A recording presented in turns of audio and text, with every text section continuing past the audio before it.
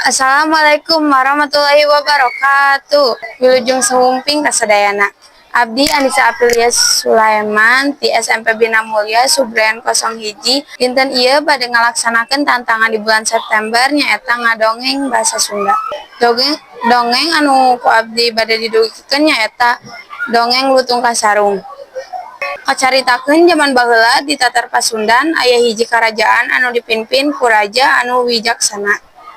Raja eta ngawangun dua putri anu geulis nu namina Purbararang sareng Purbasari. Hiji waktos raja ngaraos yen anjeunna parantos sepuh sareng kedah gancang-gancang nurutkeun tahta kerajaan. Raja ngumpulkeun para prajurit dan nyarioskeun maksudna pikeun ngangkat Purbasari putri bungsuna janten ratu. Tangtosna keputusan raja ieu ngajantenkeun Purbararang ngambek sareng teu setuju. Manehna ngarasa leuwih pantes jadi ratu sabab manehna putri Cikal. Abdi putri Cikal, kedahna abdi anu janten ratu. Sanes anjeunna, ceuk Purbararang katunanganana Indrajaya. Purbararang sareng Indrajaya akhirna rencana jahat pikeun ngagegalkeun Purbasari janten ratu. Manehna manggihan dukun jahat pikeun nyantet Purbasari. Teu lami saatosna kulit Purbasari jadi totol-totol hideung siga kasakitan.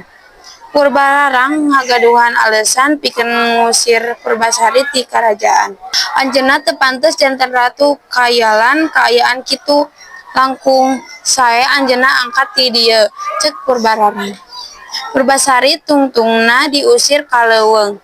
Di leuweung manehna hirup dina kaayaan sangsara. Tapi Purbasari henteu putus asa. Manehna terus ngadoa ka Gusti Allah nu Maha Kawasa. Hiji poe nalika Purbasari keur ngalamun, aya hiji lutung datang nyamperkeun manehna. Lutung eta siga anu hoyong ngabaturan Purbasari, disaprak harita. Purbasari sareng lutung eta jadi babaturan. Purbasari ngarawat lutung eta kalayan pinu kanyaah.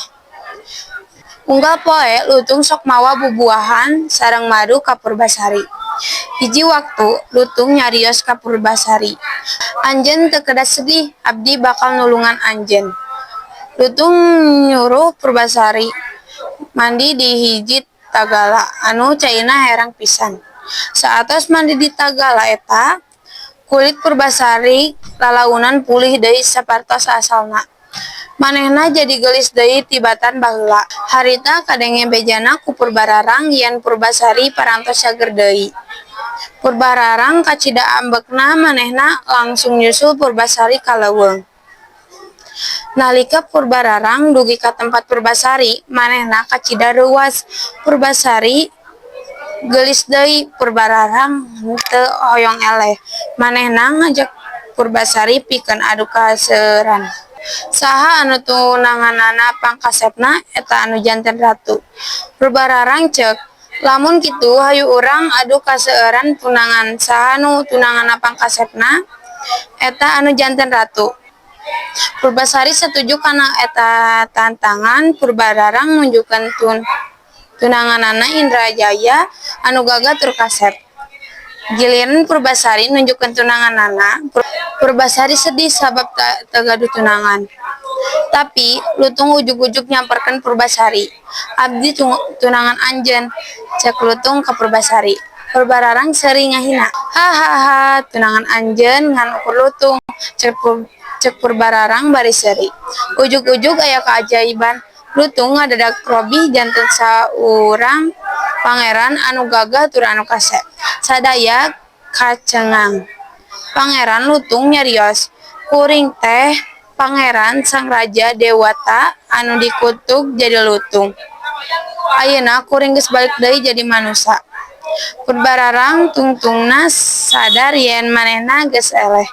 Purbasari akhirna jadi ratu didampingan ku pangeran anu gagah tur nu kasep. Purbasari mimpin kerajaan kalayan adil sareng bijaksana.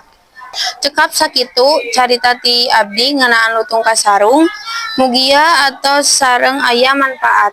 Wassalamualaikum warahmatullahi wabarakatuh. Salam literasi.